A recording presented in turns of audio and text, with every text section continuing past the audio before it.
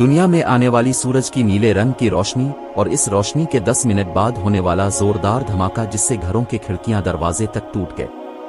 आसमान से इतनी बड़ी चीज गिरी लेकिन इसने कोई निशान तक न छोड़ा। इस राज के हकायक किया है। और बारिश आने से पहले बादल काले रंग में क्यों तब्दील हो जाते हैं, यही हमारे आज की दिलचस्प और हैरत अंगेज कहानी का मौजू रहेगा। दुनिया में आने वाली नीले रंग की रोशनी। दुनिया तारीख में रूनुमा होने वाला एक ऐसा पुरस्कार और अनोखी नौयत का अजीब वाकया जो 113 साल गुजर जाने के बाद भी पकड़ाई ना दे सका।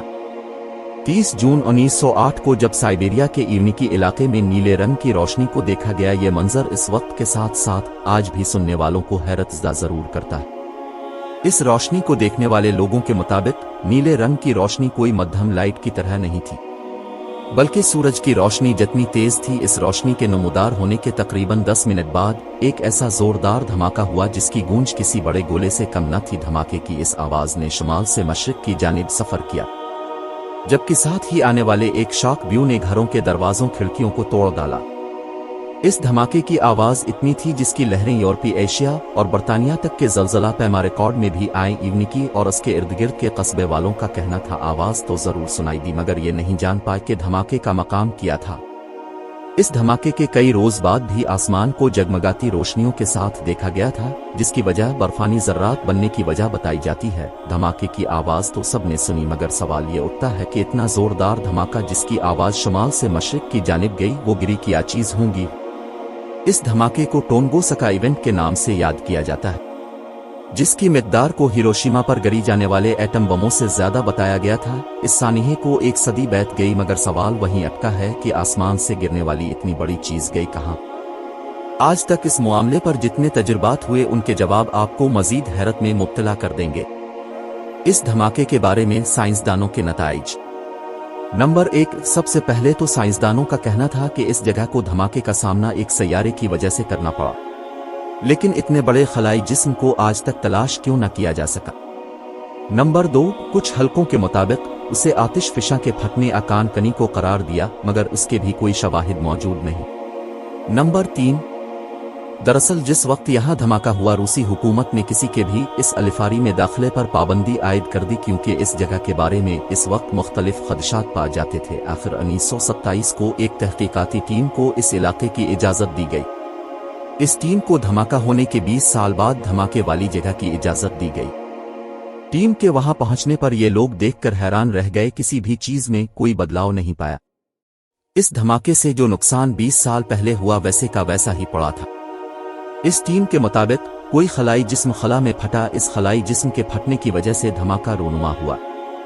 इसका कोई सबूत न मिलने की वजह से इस टीम ने जो वजाहत पेश की वो ये थी कि माहिरीन ने इस खित्ते को ज्यादा नर्म और दलदली खित्ता करार दिया, और इसी वजह से आसमान से गिरने वाली चीज बगैर नुकसान का सामना किए और कोई सुराग छोड़े अपने मलबे समेत जमीन के अंदर धंस गए।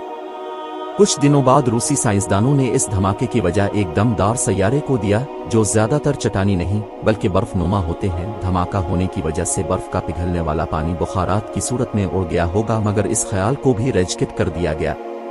नंबर 4, 1958 में होने वाली एक तहकीक में जो इस धमाके के हकायक पेश किए, इसमें महाकिम का कहना था कि धमाके वाली जगह से सिलेट और मकनातीसी छोटे छोटे पत्थरों के शवाहिद मिले। तहकीकात की रोशनी में सामने आने वाली बात से यह साबित हुआ कि वहां की सतह से निकल की मिकदार ज्यादा है, जो शहाब साकिब का ही एक उनसर जाना जाता है। इस धमाके पर 1973, 1978 और 2014 में भी तजुर्बात और तहकीकात होते रहे। 2020 में होने वाले एक तहकीक ये नतीजा अखज़ करती है कि एक इतना वजनी और बड़ा शहाब साकिब जमीन के इतने करीब से गुजरा, जिसका नतीजा शॉक व्यू की सूरत में जमीन पर आया। इस धमाके ने दुनिया में ऐसा धमाका किया और धमाका करने के बाद खुद को ऐसा गायब किया कि जैसे डॉन को पकड़ना मुश्किल ही नहीं नामुमकिन है।